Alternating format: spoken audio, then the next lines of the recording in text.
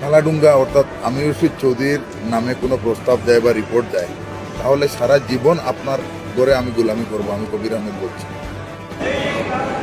সম্মানিত ভিউয়ার্স এবং বিশেষ করে দক্ষিণ করিমগঞ্জ সমষ্টির মানুষ, আজকে আমি বর্তমানে দিল্লি এয়ারপোর্টে আছি। আপনাদের মনে প্রশ্ন আসবে যে টিকিট সব বন্টন হয়ে গেলে উনি দিল্লি এয়ারপোর্টে কেন দিলেন? দিল্লিতে আমি দিল্লিতে এসেছিলাম এআইসিসিতে একটা জিনিস আমার একটা সন্দেহ ছিল, সেই সন্দেহটা দূরের জন্য আমি এখানে এসেছিলাম। আচ্ছা, আমি যেটা দেখলাম সেটা বলছি। আজকে আমি এই সোশ্যাল মিডিয়ার মাধ্যমে আমাদের যে আসাম প্রদেশ কংগ্রেসের সভাপতি গৌরব বাবুকে একটা প্রশ্ন করি। আপনাদের কাছে কি যোগ্যতার কোনো মূল্য নেই? আপনাদের কাছে কি মানুষের কোনো পরিশ্রমের মূল্য নেই?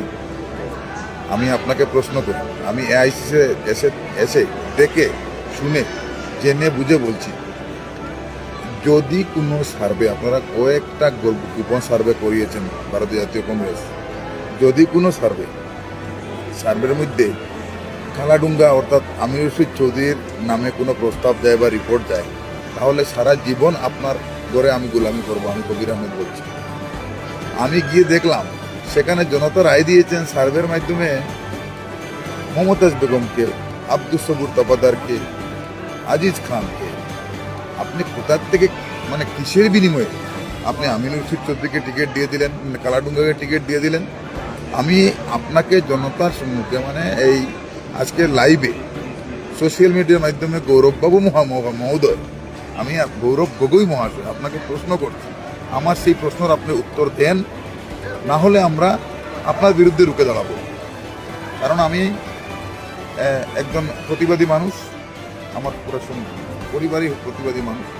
আমরা অন্যের কাছে মতানত করি না। কি সার্ভে রিপোর্ট একদিকে, যদি সার্ভে রিপোর্টে বিন্দুমাত্র যদি কোনো একজনের মানে একটা রিপোর্টে যদি এই আমির রশিদ চৌধুরী বা কালাডুঙ্গার নাম থাকতো, তাহলে বুঝতাম আপনি কনসিডার করেছেন, আপনি কোন হিসাবে ওনাকে টিকিট দিয়েছেন। সেই প্রশ্নের উত্তরটা আমি চাই। ধন্যবাদ।